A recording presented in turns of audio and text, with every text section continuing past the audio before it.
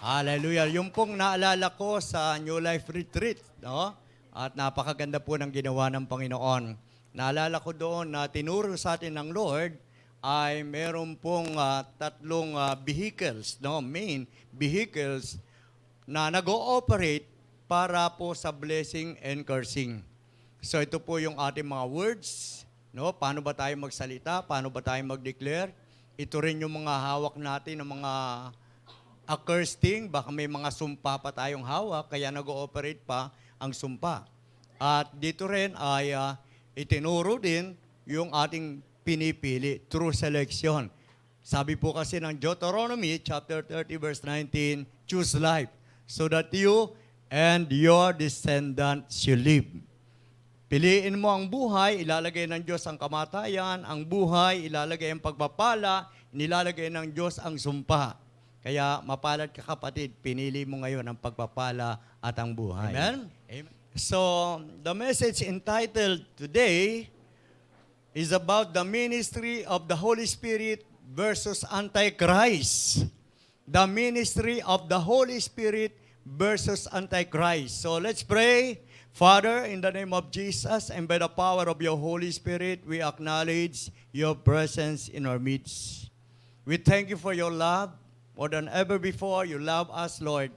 At sa oras na ito at sa araw na ito, pagpalain mo ang iyong mga anak, nabigyan mo kami ng kaisipan, Panginoon, na maliwanag namin maintindihan ang iyong salita. Ang iyong lingkod, Panginoon, ay maibaba, pahiram mo na langis ang aking labi at masabi ko ang katotohanang magpapalaya, magpapagaling at magpapala sa bawat isa sa amin. Ito po ang aming panalangin sa pangalan ng Panginoong Yesus. Amen and amen. Hallelujah. So napakagandang topic po ito.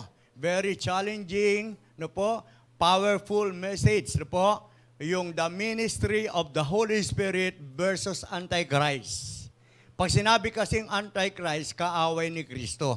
Pag sinabi namang ministry of the Holy Spirit, trabaho ng banal na Espiritu o kapangyarihan ng banal na Espiritu o ginagawa ng banal na Espiritu. Magkalaban po yan trabaho ng banal na Espiritu at yung Antichrist. Amen?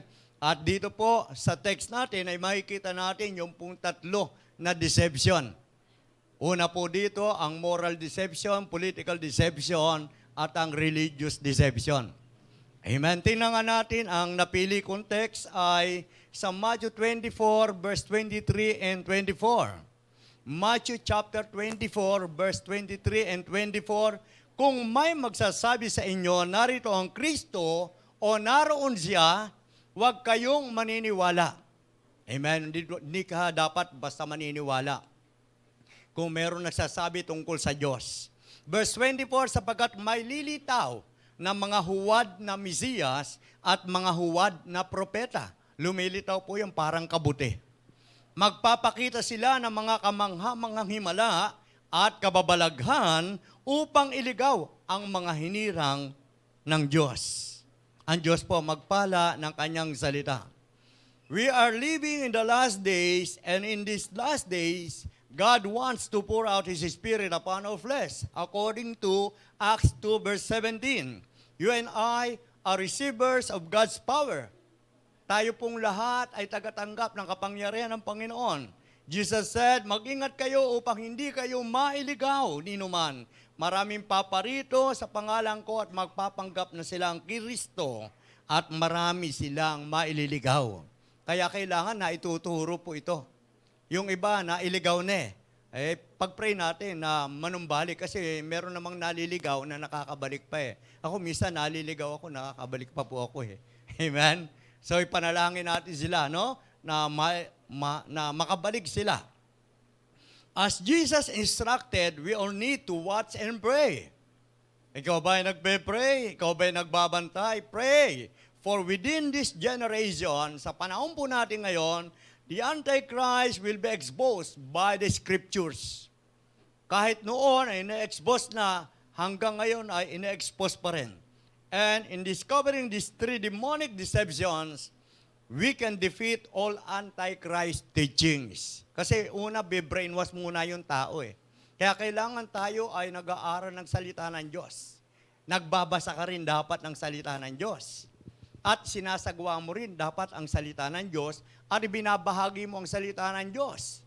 Paano kung ikaw lang ang ligtas? Yung mga kasama mo sa bahay, anti-Christ. Amen? So kailangan mabahagian mo sila ng salita ng Diyos through this teaching, demonic deception. Amen? So number 1 is moral deception.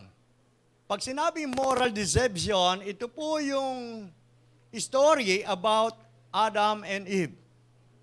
Nung si Adam and Eve ay magkasama na at dumating ang time ay nagkaroon ng moral deception at ang ginamit ng dyablo ay ang ahas. At sinabi kay Eva, hindi totoo yan, hindi kayo mamamatay. Magiging matalino kayo at magiging Diyos pa kayo. Isipin niyo po yung promise o yung deception. Hindi ka mamamatay, magiging matalino ka, magkakaroon ka pa ng kapangyarihan na kagaya ng Diyos. Amen? So yan po ay moral deception. At inilalagay ng dyablo sa isip ni Eva, that time, na siya'y pinagkakaitan ng ligaya ng Diyos. Pinagkakaitan siya ng karunungan ng Diyos. Pinagkakaitan siya ng kapangyarihan ng Diyos. Wala siyang authority. Kaya sinunod niya yung moral deception. So kaya po itinuturo ito, sinasabi ito ng Bible, para kung dumating man kapatid, ang pagkakataon na meron namang mag-anyong ahas o meron namang trabaho ang demonyo para dayain ang tao, ikaw ay meron ng panlaban. Amen? Meron ka ng pangkontra. Amen po? Yang moral deception, hanggang ngayon ay target pa rin ni Satan, lalo na po sa mga believers and followers of Christ, sa mga disciples. Siyempre, papasok yan sa mga relationship, no po? Papasok yan sa mga discipleship. At yan po ay dapat malaman natin, ma-discover natin na yan ay sa dyablo. No po? Na pinapaganda lang ang ating kalagayan. O wag ka na magsimba, magtrabaho ka na lang. At ano mangyayari sa kasisimba mo? Yun at yun din, kumakanta ka, wala nangyayari. Yun ay pandaraya ni Satanas. Noon naman talaga wala, tayo naman po noon ay wala naman. Ngayon meron nangyayari. Yung mga pangit na nangyayari sa buhay natin, inaalaw ng Lord para makita mo kung paano gumawa at inayos ng Diyos mga gulo sa buhay natin. Yung dating mahirap tayo, ngayon sumasagana ka para makita mo na ang Diyos ay merong tinatrabaho sa buhay mo. Noon wala ka naman trabaho, ngayon may trabaho ka. Noon hindi ka naman nagkakaroon ng kapayapaan, di ka nga makatulog Amen. Kahit maraming pera, minsan di pa rin makatulog. Sabi ni Solomon, yung mga taong napakayaman, napakahirap makatulog. Kasi alam nyo po ba, ang pagpapala, ito po, para ma-enjoy mo, kaloob ito ng Diyos. Regalo ito ng Diyos. It is a gift of God to enjoy blessing. Kaya kung wala ang Diyos, walang magregalo sa iyo. Amen. Diyos lang ang nagregalo ng kapayapaan, ng kaligtasan, ng kalayaan. Galing po sa Diyos lahat. Sabi ng James 1:17, every good and every perfect gift comes from above the Father who loves us. Saan galing? Not from abroad, but from above. Pwedeng gamitin ng Diyos yung abroad, pwedeng gamitin ng Diyos yung trabaho mo, pwedeng gamitin ng Diyos ang pinag-aralan mo, pero lahat yan ay galing sa Panginoon. Sabagat lahat ay nalalang at walang nalalang dito sa mundo na hindi po galing sa Diyos. Amen? God make all things beautiful.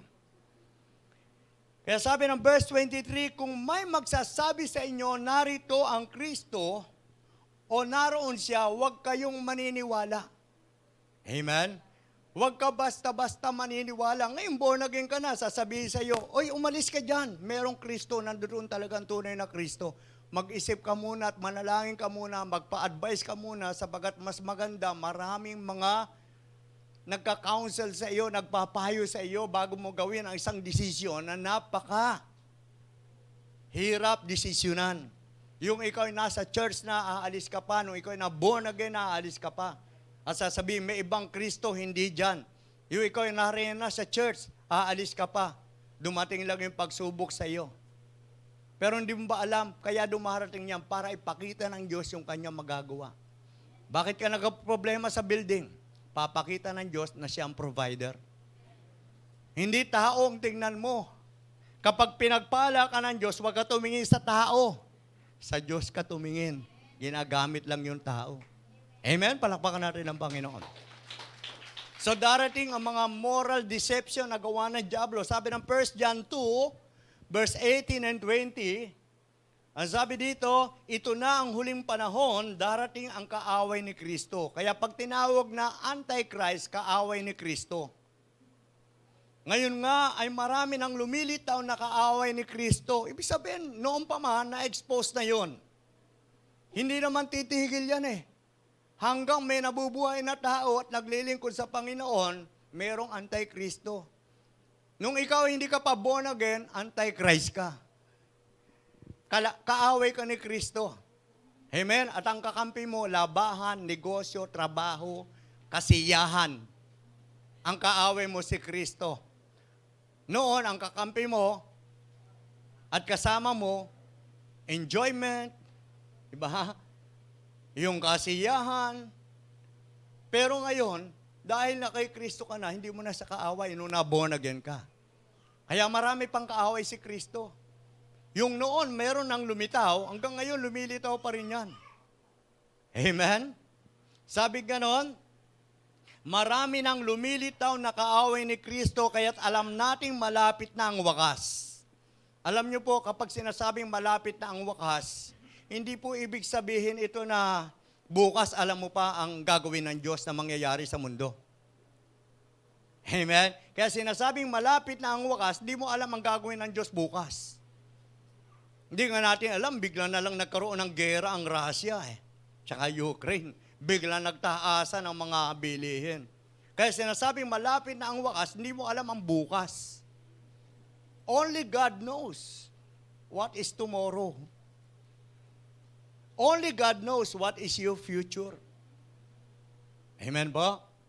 Sabing ganoon, sa wakas, malapit na. Amen? Ang wakas, kahit na sila ay mga dati nating kasamahan, ang mga taong iyon ay hindi natin tunay na kasama. Umalis sila upang maging maliwanag na silang lahat ay hindi natin tunay na kasama. Wala po ako binabanggit dito. Ang binabanggit ko po, ang sinasabi ni John, sa kanyang 1 John chapter 2, sa unang sulat niya, na meron silang mga kasama na umalis sa kanila. Hindi nila kasama, yun daw po yung mga Antichrist. Ako, hindi ko pwede sabihin na yung umalis dito. Bahala na ang Lord. Amen? Hindi rin natin pwede i-judge yung mga umalis na kasama mo natin ngayon ay mga Antichrist na. Malay mo, nagpupuri din sila. At gumaganda rin ang buhay nila. Nagkakaroon din ng promotion sa kanila. Amen? Pero, ang Diyos nakakaalam kung ang promotion nila ay premature. Amen? Hindi pa dapat ipanganak yung promotion, gusto mo maging manager ka na. So, yun po, yung moral deception. Ngunit ipinagkaloob sa inyo ang Espiritu Santo at dahil dito, alam na ninyo ang buong katotohanan. Bakit po? Sa John 16 verse 13, the Holy Spirit will guide us into all truth. May gagabay sa atin na banal na Espiritu and that is the ministry of the Holy Spirit. He will guide us into all truth. He will teach us into all truth. Hindi tayo ililigaw ng Holy Spirit. Naligaw nga tayo, kinuha tayo, ginide tayo ng Holy Spirit. Sabi gano'n, nasa atin po ang banal na Espiritu, kaya alam natin ang katotohanan. Tingnan mo, sa Hebrews chapter 6, 4 hanggang verse 6, sabi dito, sabagat paano pang panunumbalikin upang magsisi ang mga tumalikod sa kanilang pananampalataya. So pag tumalikod, sa paniniwala kay Kristo, Antichrist, kaaway na ni Kristo. Meron ba naman masasabi mong yung mga magulang na tinalikuran ng anak? Alam nga namang di magkaaway yan. Yung manugang at yung magbiyanan, nagkatalikuran, di ba magkaaway yan? Yung mag-asawa, natulog, magkatalikod, alam nga naman magkabati yan. Nagkaaway, kaya wala nang malipatan, dahil natulog na lang sila, tagilid na lang. Amen? So tingnan nyo po, paano pa makakapanumbalik? Amen? Para magsisi ang tumalikod sa kanilang pananampalataya. Delikado, ibig sabihin. Mahirap ay paliwanag. Dati, naliwanagan na sila, nakalasap ng makalangit na kaloob, at naging kabilang sa mga tumanggap ng Espiritu Santo. Nirigalo ng Diyos yung Holy Spirit eh. Teacher natin yan, comforter natin, helper natin yan eh. Kaya naintindihan mo ngayon ang salita ng Diyos eh. Kaya kung di mo naintindihan ang salita ng Diyos, baka wala pa yung Holy Spirit dyan. Baka nandyan ang moral deception. Tinutwist ang salita ng Diyos. Magtatamad ka na sa pagdalo sa gawain ng Diyos. Wala kang gana. Sabi, yung iba nga yan, ang bibilis umuwi, pero pagpapunta sa simbahan, parang mga pagong. Ewan ko lang kung mayroong ganon. No? At minsan, yung iba, masyado na-obsess ng kanilang mga gadgets. Sana yung gadget mo, magamit mo, dapat magamit mo para mapalagana pa rin sa salita ng Diyos. Ito, meron lang akong sasamang something funny. Meron pong namamalansya. Pero ito po, nagpa-doktor. Bago siya magpa-doktor ay, alam na ni Sepi Boy ito eh. Si Sepi Boy ang kinukwentan ko lagi eh. Alam mo na, Sepi Boy, ikaw nga magkwento rito. Sabi ng doktor, napaano yan? Juan, napaano yung tainga mo? Sabi niya, namamalansya ako. Dok, may tumawag, nag-ring telepono. Sinagot ko, plancha yung nahawakan ko. Sabi, bakit dalawa? Tumawag ulit eh. So, joke lang, no? Okay, so, nasa atin na po. Nalasap na natin ang kapangyarihan, pero magpapadisip ka pa ba? No? Dapat ang isip mo, hindi na kung saan-saan. Kahit na meron kang ginagawa, ang isipin mo, ang Diyos. Amen? Hindi yung kung anong ginagawa mo, yung doon pa rin sa doon pa rin sa dati. Iba na po ang isip natin. Kaya kung hindi tayo mababago, pwede tayo mapasok ng moral deception. Amen? Kaya yung mga nagsiselfone dyan, pa nagbe-bridge ako, baka mamaya mamalansya ka rin, Huwag kang mamamalansya, So, paano pa sila mapapanumbalik? So, ibinibilad nila sa kahihiyan si Kristo. Kasi nakalasap ka na. Amen? Kaya yung moral deception, buti nakakabalik pa. Kaya si Eva at Adan ay nilapitan pa ng Diyos at pinalitan ang kanilang mga itinagpi na dahon. At sabi ng Lord, hindi yan ang makapagliligtas sa inyo. Yung aking gawa, hindi nyo kayang patawarin ang takpan ang mga kasalanan nyo at alisin ang sarili ninyo. Kailangan mo ako. Kaya po nagpatay ang Diyos ng hayop, kinuha ang balat at yun ang itinapal sa kanila, hindi yung dahon. Amen? So kung mayroong man naghahanap ng kaligtasan na kay Kristo, at kung hindi kay Kristo ang kaligtasan, hindi totoo ang kaligtasan mo. Kung ang pagpasok mo sa reliyon, denominasyon, ang magiging kaligtasan mo, hindi ka maliligtas. Jesus is the way, the truth, and the life, and no one can come unto the Father except through Him. One way. Isa lang ang daan. Isa lang ang katotohanan. Siya lamang ang katotohanan ng buhay. Siya lamang ang daan patungo sa kaharian ng Diyos. Amen? Moral deception means making or giving information which is opposite or very different from the truth. Kaya kung tayo, nalilihis tayo sa katotohanan, sinasabi ng Diyos, nadidisip na tayo, meron ng moral deception. Yung mga kabataan, igalang nyo yung mga magulang sapagkat kayo ay magiging mayaman, kayo ay haba ang inyong buhay, may enjoy mo ang buhay. Kayo naman mga magulang, huwag naman ninyo ibuyo sa pagkagalit ang inyong mga anak. Hindi yung puro sermon. Amen? Hindi ko naman sinasabing maging malaya yung anak nyo, pero siyempre rendahan mo pa rin. i-coach mo pa rin yung anak mo. Alam mo naman yung anak mo kung anong pinaggagawa. Amen? Ano ba ginagawa ng dyablo? Nasisira ang ating moralidad sa mga drugs, sa mga vices, mga sexual sins. Dapat hindi na yung problema ng church. Ang church na lang dapat tumutulong doon sa mga ganyan may problema. Amen? Yung mga moral deception. Contradictory statement. Yan po ang tawag dyan. And next, demonic deception ay ang political. Politics. Amen? Bakit? May demonyo ba sa politics? Alam nyo po, pag pinag-uusapan ng politics, kaya nga tayo mga born again, mag-iingat tayo. At ang gagawin natin, ipag-pray natin ang politics. Ang daming mga kalsada. Sa quotation nila, mabubuo, pero pagtapos ng budget, hindi pa rin buo, di ba? Maraming mga project. So may mga corruption. Yung mga nag-aaway-away sa politiko, sila ng mga nakaupo. That is political deception. Amen? Kaya tayo, prayer magagawa natin sa mga corruption. Ang daming tao na nagbibigay ng mga buwis. Kumain ka lang sa McDo, may buwis na. Amen? Kapag ikaw may negosyo, may buwis na. Kapag ikaw may sariling lupa, babayaran mo yung tax. Pero ang dami pa rin squatter. Bakit hindi ipamigay sa mga mahihirap? Pero nasa ng pera? Hindi naman sa hinahanapan. Kaya lang, merong political deception. Ano ba to? Ano ba sinasabi ng salita ng Diyos patungkol dito sa political deception? Hindi, ikaw yung born again pagkatapos yung politics dapat na ipapag-pray. Ikaw pa yung sumasali doon sa politics.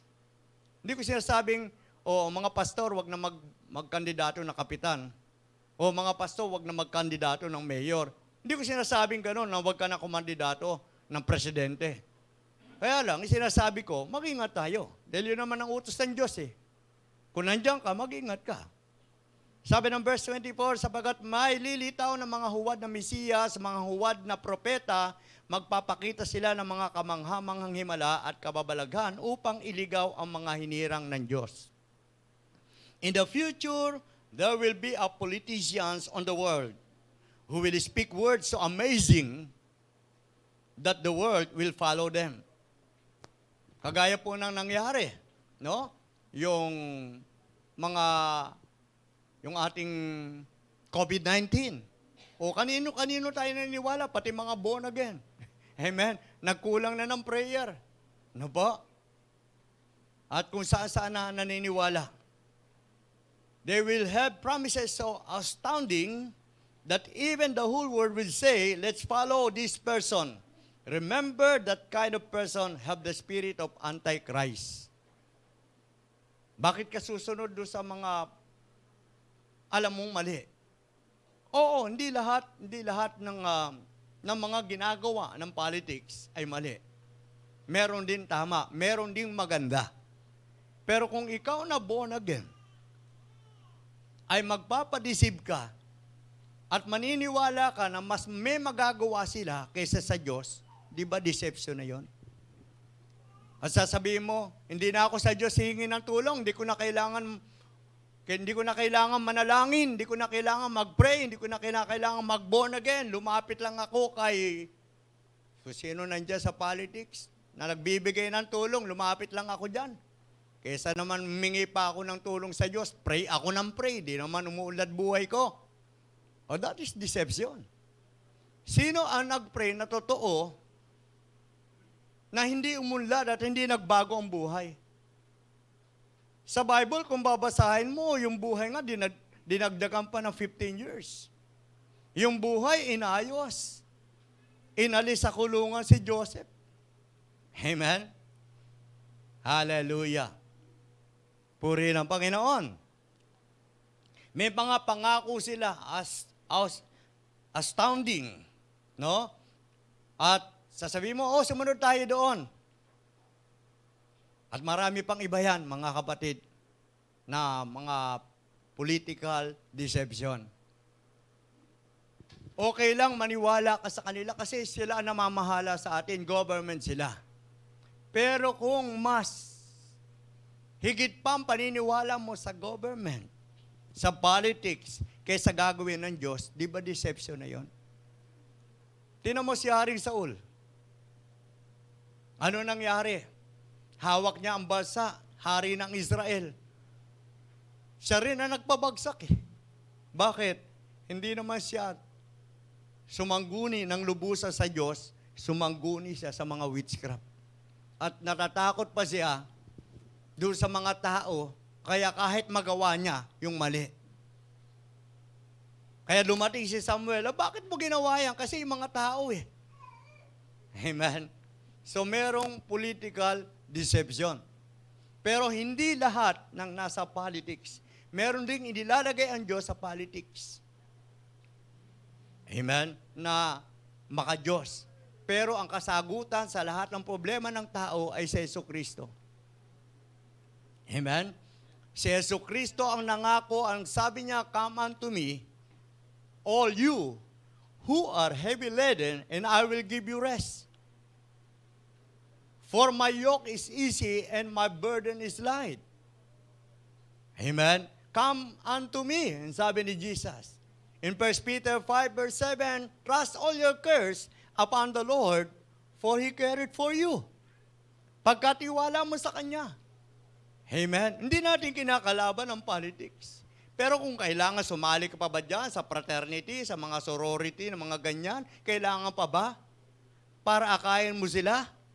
Mabuti kung maakay mo.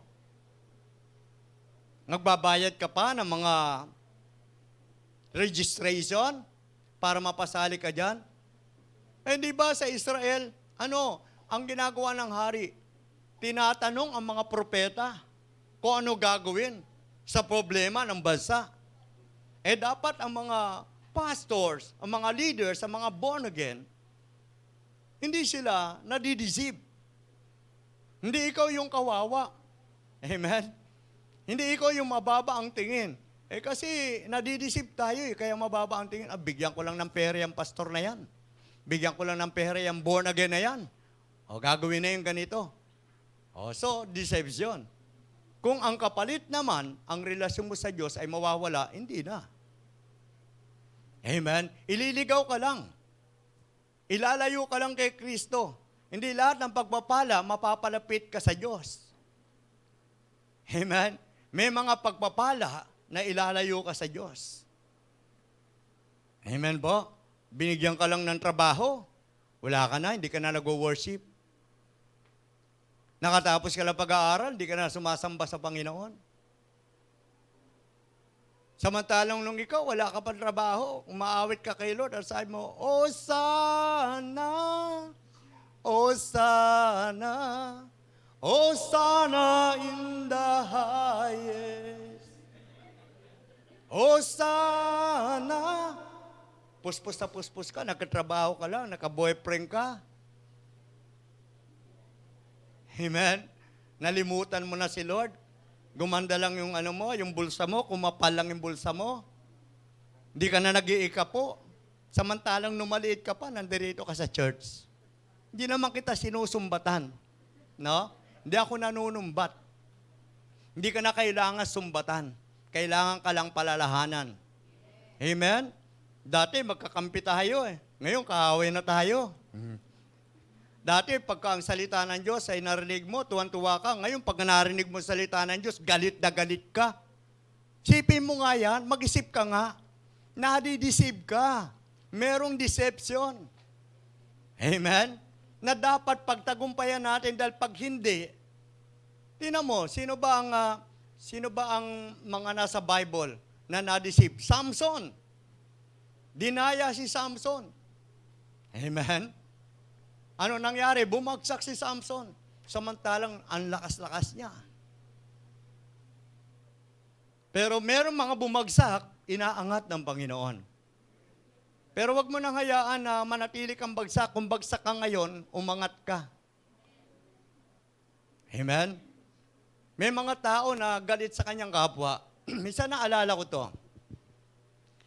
Ano kaya kung ang tao ay, kasi tayo ay one of a kind. Ibig sabihin, yung mukha mo na yan o yung mukha na to, ito na lang, wala tong kapares eh. Pero merong mukha na magkapares, yung kambal. Pero kahit na, kapares, pareho sila ng mukha, yung kambal, nagkakagalit pa rin yan eh. Ewan ko lang, yung mga kambal natin dito na magkapatid, yung kumakanta, si 1 and 2. Nagkakagalit ba kayo? Nasa ba sila?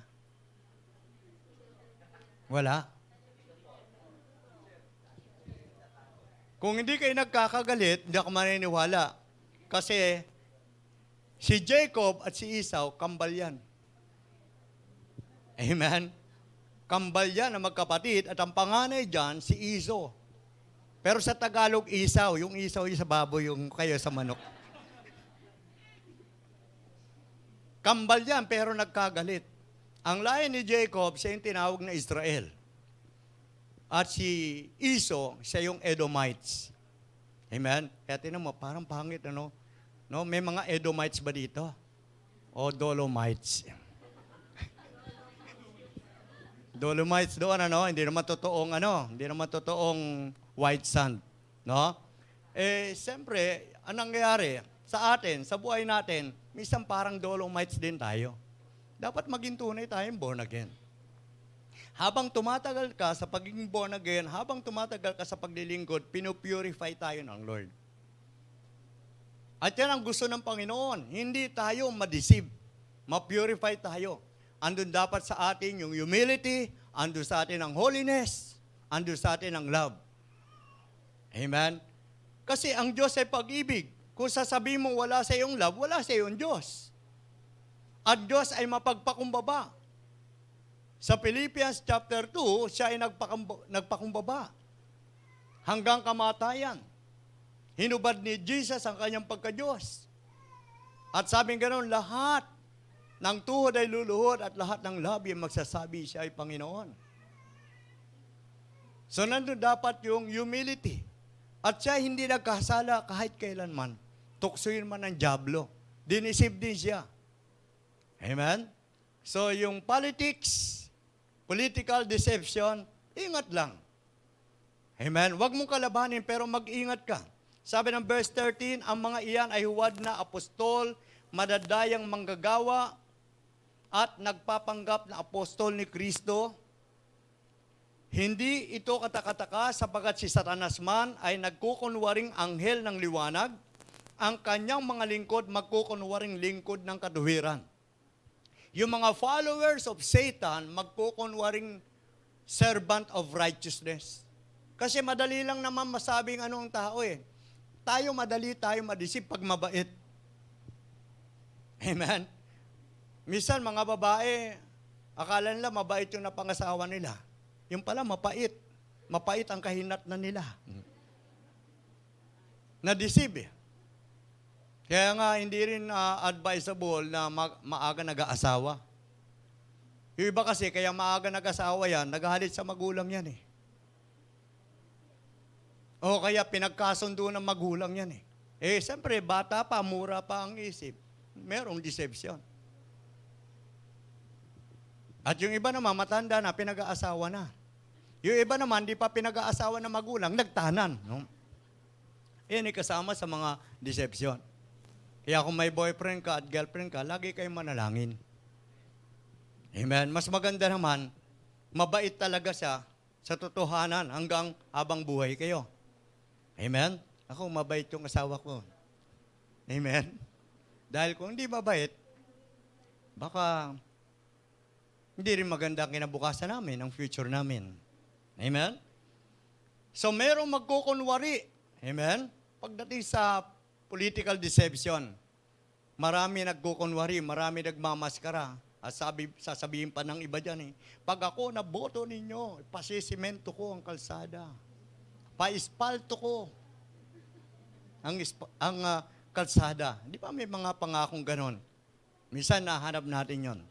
In 1 Corinthians 12 verse 20 and 21, baka ang matagpuan ko'y pag-aaway. Pinag-uusapan na dito ang church. Kapag na-deceive ang church, sa loob may away-away na. At sabing ganon, pag-iinggitan, pati sa church, baka nag-iinggitan. No? Kaya ingat din pag sabi ng sana all. Pag mamaramot, no? Minsan nandiyan pa sa church yan deceive ka. Kapag sinabi sa church, tayo po ay next Sunday ay meron po tayong potluck.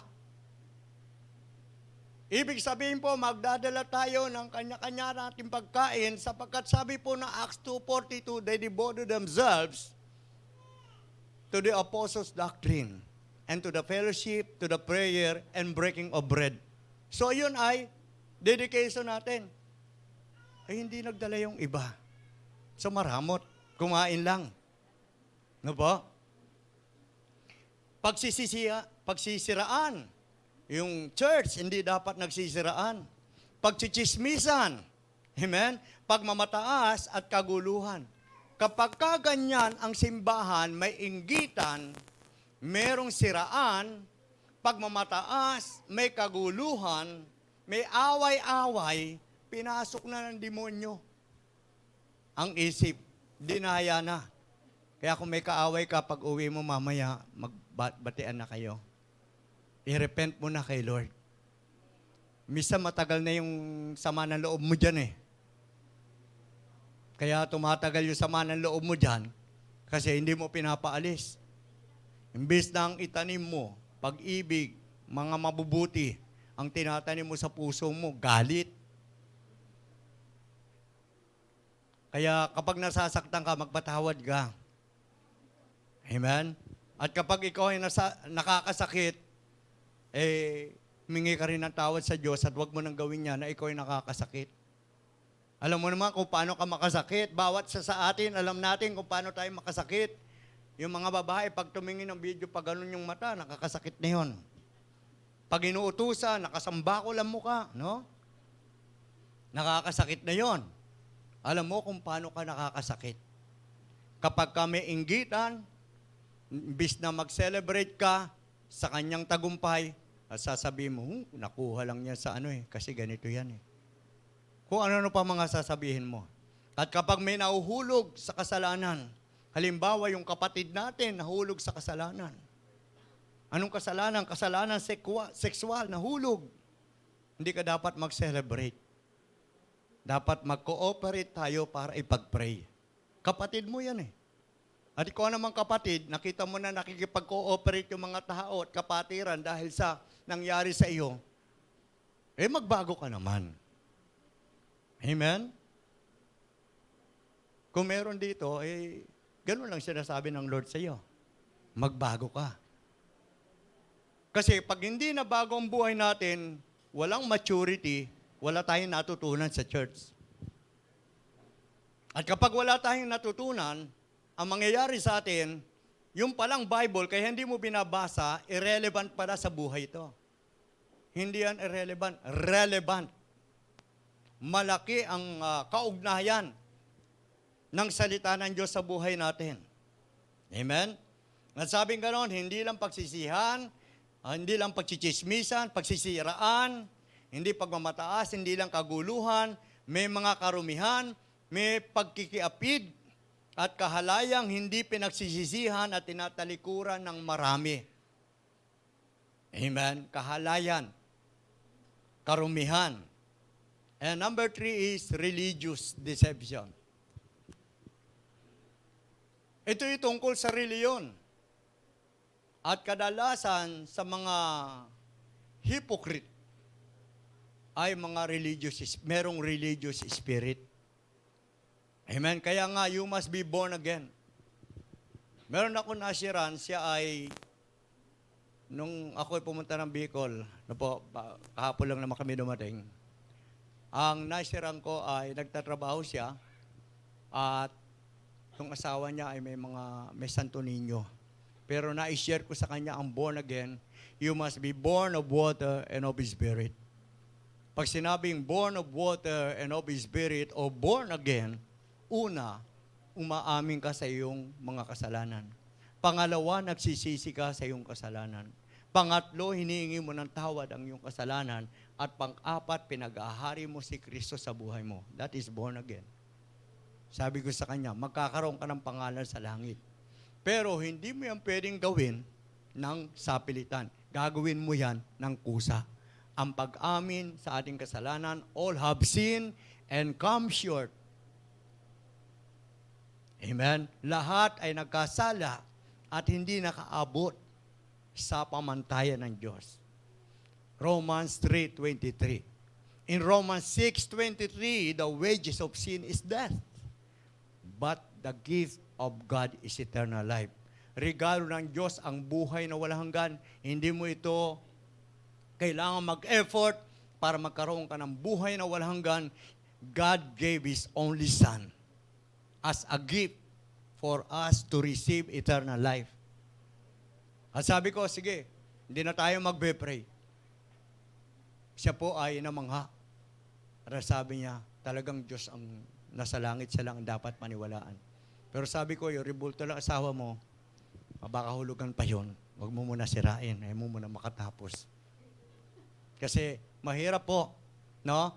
Maalis ang tao doon sa mga religious deception ng basta-basta na hindi sila na-enlighten ng Word of God. Kaya yung mga kapitbahay natin, kamag-anak natin, sangkatutak ang mga rebulto niyan. That is religious deception. At wag mong kukunin yan at lalagay sa sakot, pagpupukpukin at susunugin, baka awayin ka nila. Amen? Kailangan ituro natin ang salita ng Diyos. Sabi po ng Bible, the weapons we are fighting for are not carnal. Ang ating pakipagdigma ay hindi tayo gumagamit ng sandatang makalaman o makamundo. The weapons we are fighting for are not carnal. 2 Corinthians 10:4 and 5. But mighty through God to the pulling down of strongholds. Yun po yung mga strongholds nila. Kaya sinasabi nila, ipinanganak akong ganito, namulat akong ganito, dito na ako mamamatay. Sarado, kandado. Religious deception yan. Dito na ako namulat, ito na ang kinagisnan ko, dito na ako mamamatay. Ang tawag dyan is strongholds. Pag sinabi kasing strongholds, ito po yung nakatira na sa kanyang isipan. At mababasag lang yan to the pulling down of strongholds by the power of the Word of God. Amen? The weapons we are fighting for are not of the flesh or carnal, but divine powerful, the destruction of fortresses. Sabi ng verse 5, we are destroying speculations and every lofty thing raised up against the knowledge of God. So ang Word of God, siya ang magwawasak ng mga strongholds of the mind, yung mga nakasanayan niya na at sinasabi niya, dito na ako pinanganak, dito na ako mamamatay. So ang Word of God ang magdi-destroy niyan. Amen? And yun din ang magte-take ng every thought captive to the obedience of Christ. Mga kaisipan na hindi sumusunod, dahil sa Word of God, susunod na kay Kristo. May mga binihag yung kaisipan. Amen? Religious deception, isang malaking sumpa sa bansa at sa pamilya, sa society at sa community na hanggang ngayon, nandiyan pa. Amen? Yan po ay pinanggagalingan ng sumpa mula 3 hanggang 4 na salin lahi ang sumpa pagka merong religious deception. Amen? Merong ang born again, pero deceived sila. Meron ding religious deception. Sabi ng Matthew 24 verse 10, marami ang tatalikod sa kanilang pananampalataya, mapuput sila at magtataksil sa isa't isa. Minsan, born again na, napuot pa, nagtaksil pa. Ano ba yung taksil? Pag sinabing taksil, dati may kasunduan kayo, ngayon hindi mo na tinutupad. Sabi ng verse 11, maraming magpapanggap na propeta at ililigaw ang mga tao.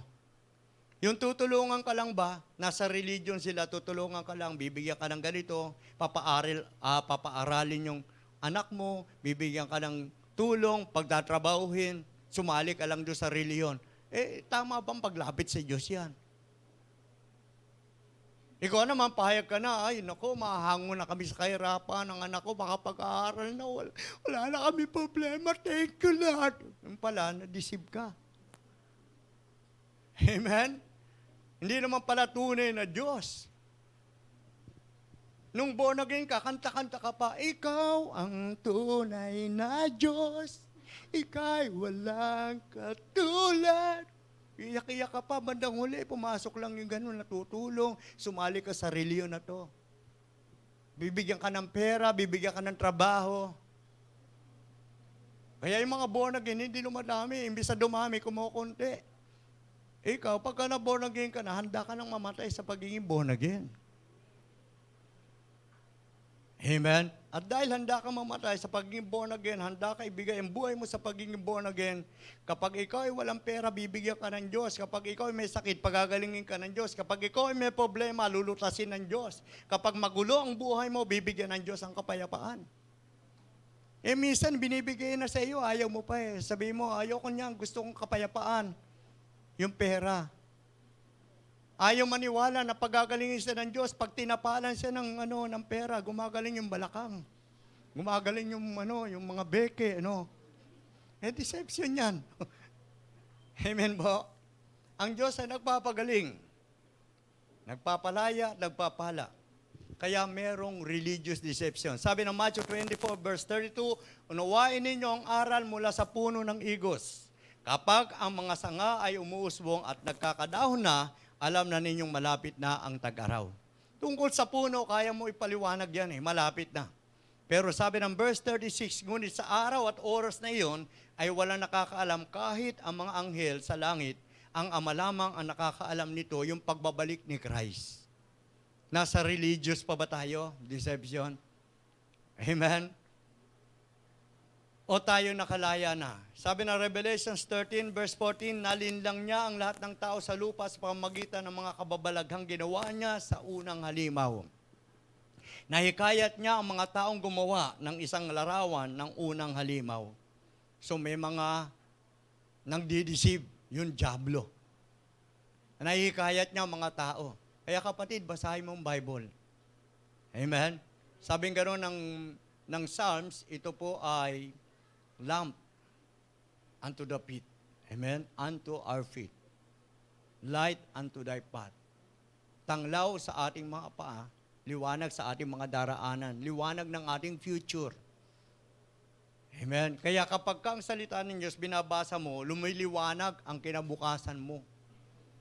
Walang kinabukasang pwedeng magliwanag na hindi galing sa salita ng Diyos.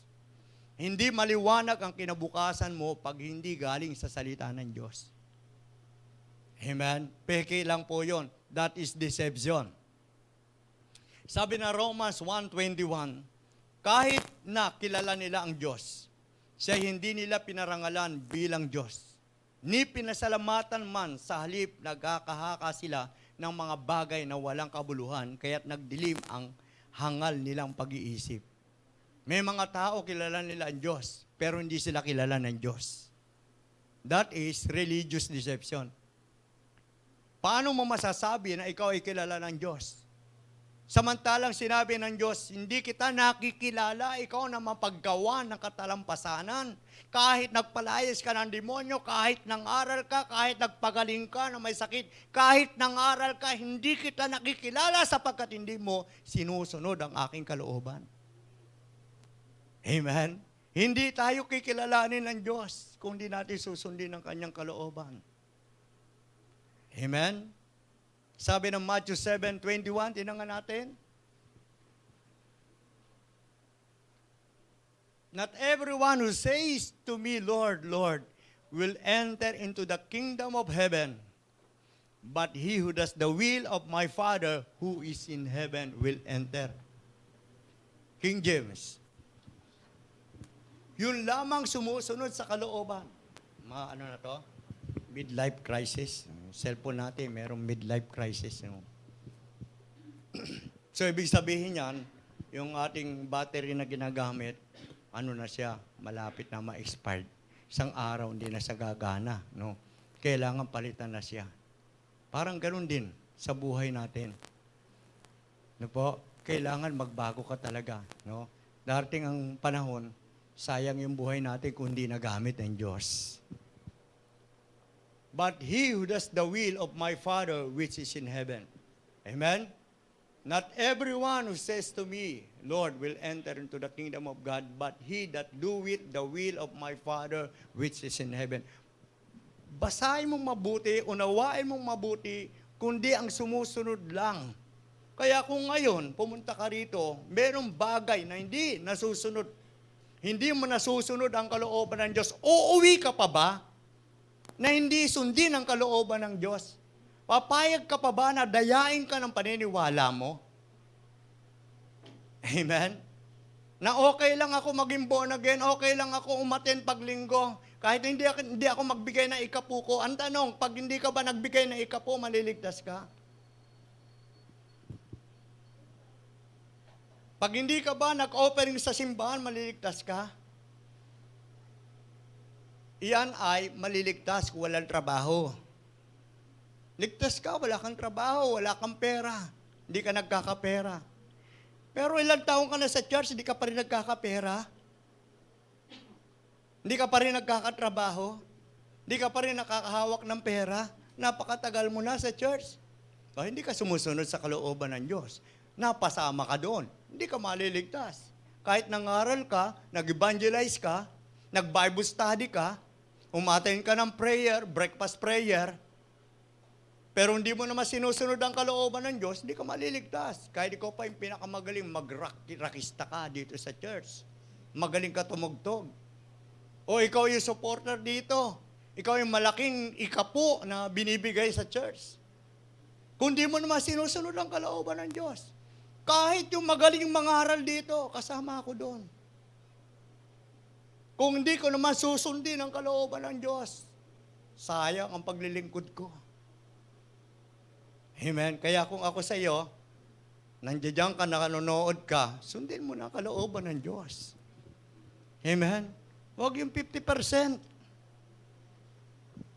Hindi hulugan ang pagsunod sa kalooban ng Diyos. Kailangan cash.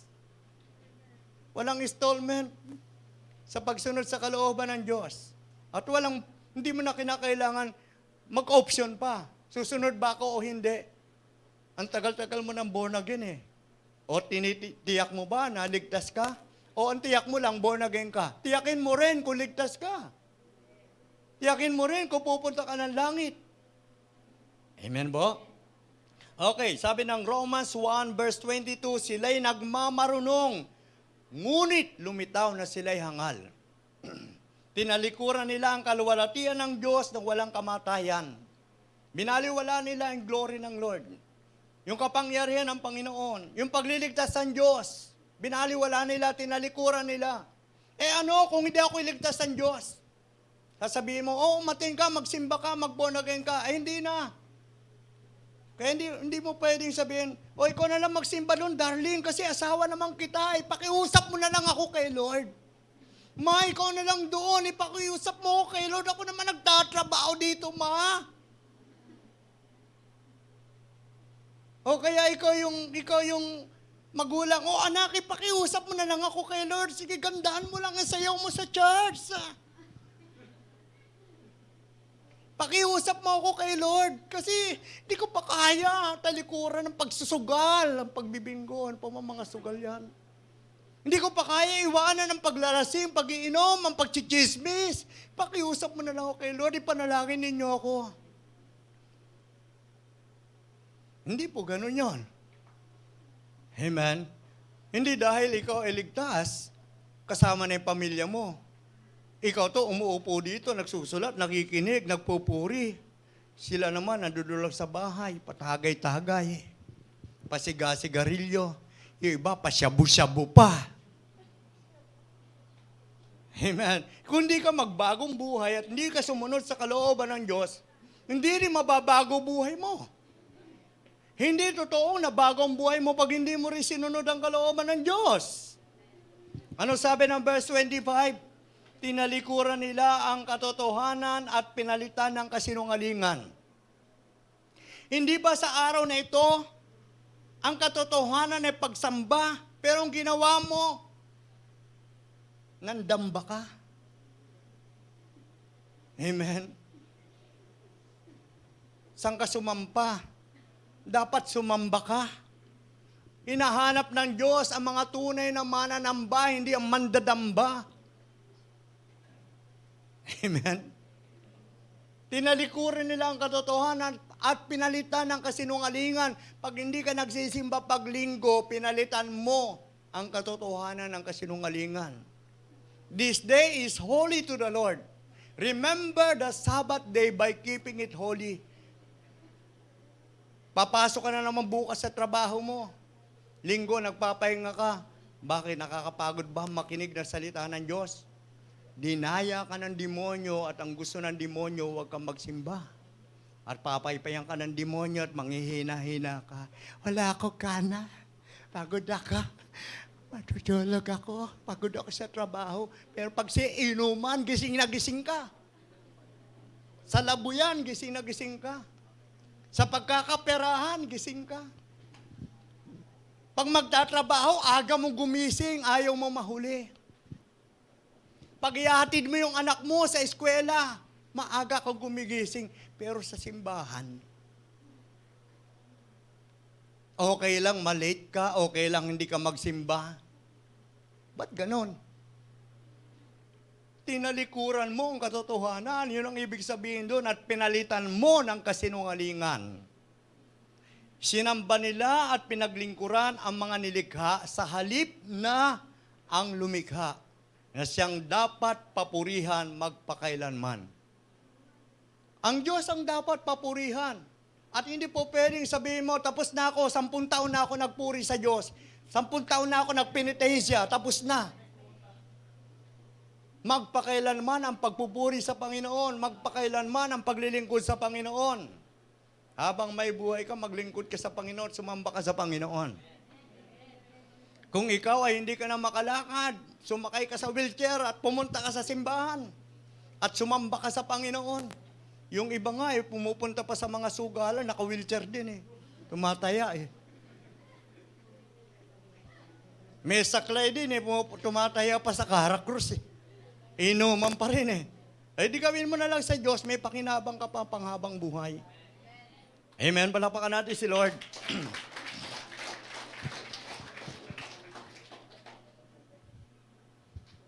Isaiah 42 verse 8. Tinangan natin Isaiah 42 verse 8. Kasi dito Isaiah 24 verse 8 Nililin lang tayo ng diablo, I am the Lord, that is my name, and my glory I will not give to another or to anyone. Amen? Kahit daw doon sa mga, yung papuri, hindi pwede sa mga, yung inukit lang. I will not give my glory to anyone, sabi ni Lord. Ngayong araw na ito, kanino ba ang glory? Sa banik, sa higaan, sa lamesa, sa bahay, dapat dito, magsimba ka. Yahweh, ang aking pangalan, walang makakaangkin ng aking karangalan. Karangalan at papuri ay sa akin, hindi sa Diyos-Diyosan. Amen? Andiyan ba kayo? Wala pa nagta-time out sa akin dito. So may mga dito. Tagal ko na dito, time out din ako. Wala kasi tayo ditong bilog na butas yung lumulubog ka pagka-time out na. Okay. Isaiah 44, verse 9 hanggang 20, sabi, walang kwentang tao ang gumagawa ng ribulto at walang kabuluhan ang Diyos-Diyos ang kanilang pinapalagahan. Halimbawa, ikaw yung gumawa ng ribulto. Tapos, yung ginawa mo, binenta mo sa kanya. Ngayon, sabi niya, wala akong pera. Ang sabi mo, hulugan na lang. So, kayong dalawa, wala kayong kwenta. Amen? Sample lang yon, no? Baka mamaya, di ka na bumalik sa linggo. Kasi ikaw gumawa ng ribulto tapos binenta mo, pareho kayong walang sample. Ulitin ko, sample. Sabing ganon, walang kwentang tao ang gumagawa ng ribulto at walang kabuluhan ang Diyos-Diyos ang kanilang pinapahalagahan. Hindi lang yung wala kang kwentang tao. Ang sabi pa ng Diyos, mga bulag at hangal ang sumasamba sa mga ito. Kaya sila'y mapapahiya. O, kayong dalawa. Wag muna kayo, ito naman dalawa dito. Mga bulag at hangal. Ang mga sumasamba sa ribulto at sa Diyos-Diyosan.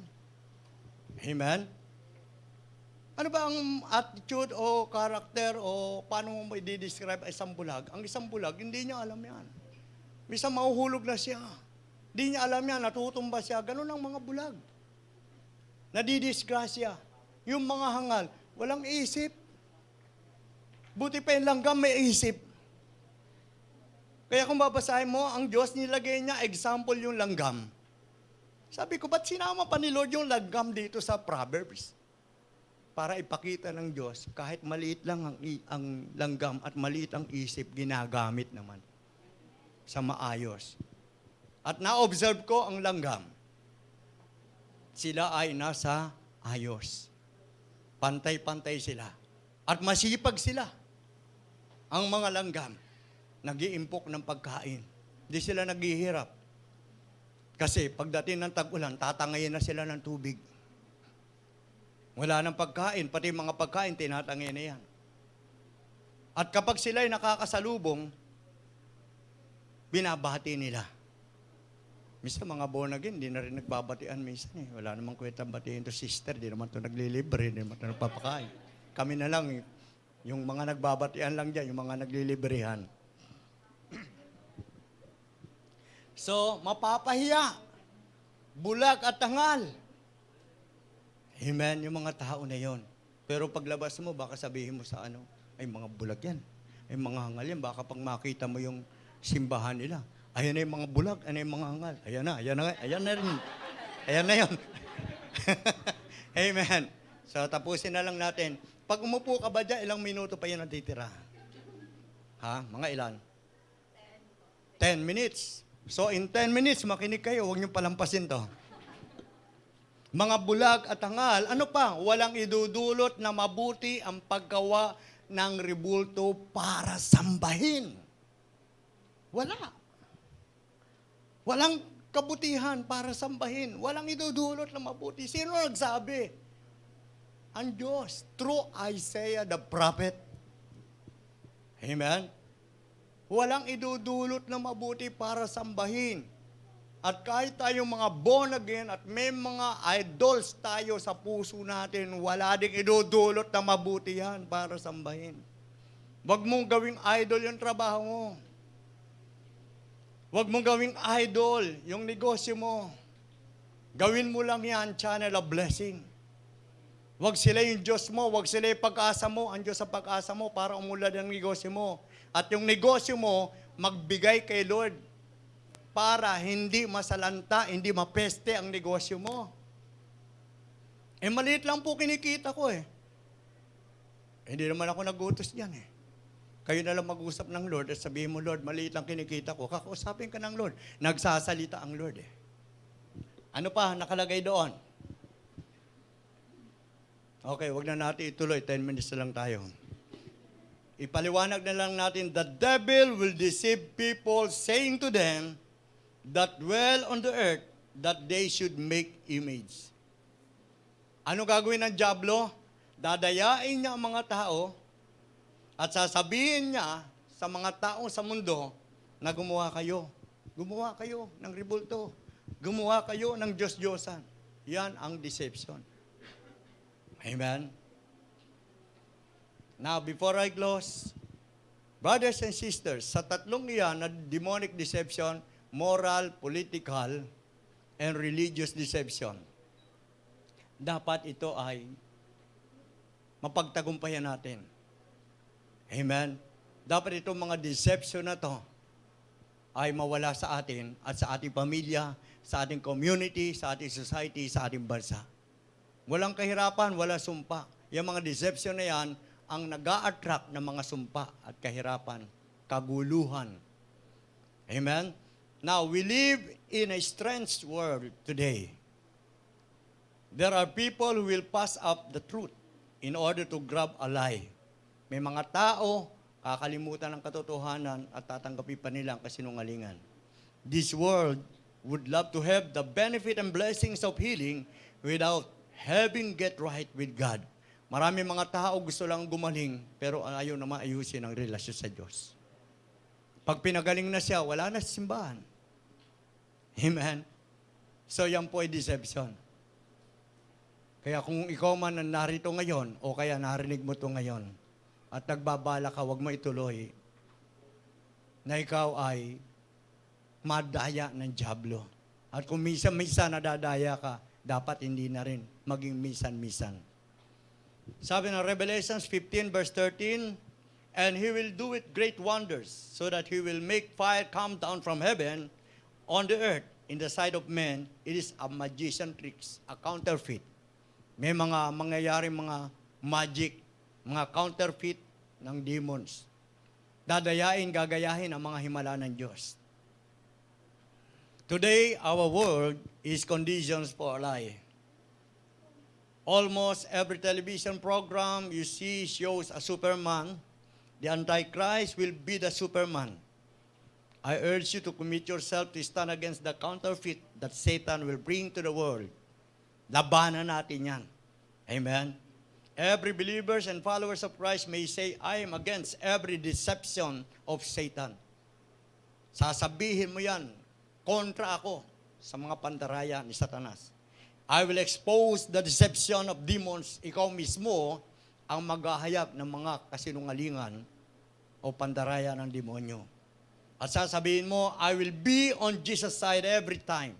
Hindi ka lalayo kay Jesus. Now, may mga verses tayo about Antichrist. Babasahin ko na lang.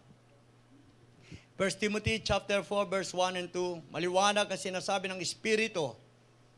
So that is the ministry of the Holy Spirit. Sa mga huling araw ay iiwan ng ilan ang pananampalataya.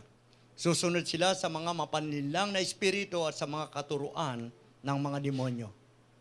In verse 2, ang katuruan nito ay pinalalaganap ng mga taong sinungaling at may manhid na budhi. Merong nagpapalaganap niyan. Verse 7, huwag mong pagaksayahan ng panahon ang mga alamat na walang halaga, sa halip pagsumikapan mong maging makadiyos. Huwag yung puro alamat. Diba? Verse 8, ang pagsusumikap na maging makadiyos ay mapapakinabangan sa lahat ng paraan, sapagkat ito ay may pangako, hindi lamang sa buhay na ito, kundi sa buhay na darating. Verse 14, huwag mong pababayaan ang kaloob ng Espiritu na ibinigay sa iyo nang magsalita ang mga propeta at ipatong sa iyo ang ng mga pinunong iglesia ang kanilang kamay. No, ikaw ay na-elehas, ikaw ay na-anoint. No po? Huwag mong pabayaan yan. Mahalaga yan nangyari sa iyo. Huwag mong kalimutan yan. Meron kang gifts. Nung ikaw inelehas, ikaw ay inanoint, sabi ng verse 15, isagawa mo at pagkukulan ng panahon ang pagiging makadiyos. Bubuhos mo ang panahon mo dyan. Kung binubuhos mo ang panahon mo sa trabaho mo, sa pamilya mo, sa negosyo mo, buhos mo ang panahon mo sa Diyos. Upang makita ng lahat ang iyong paglago. Kaya hindi ka lumalago eh.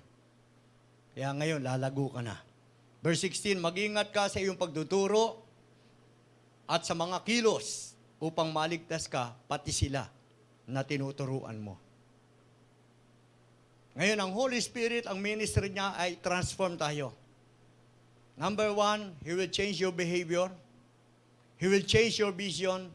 He will change your attitude. He will change your tradition.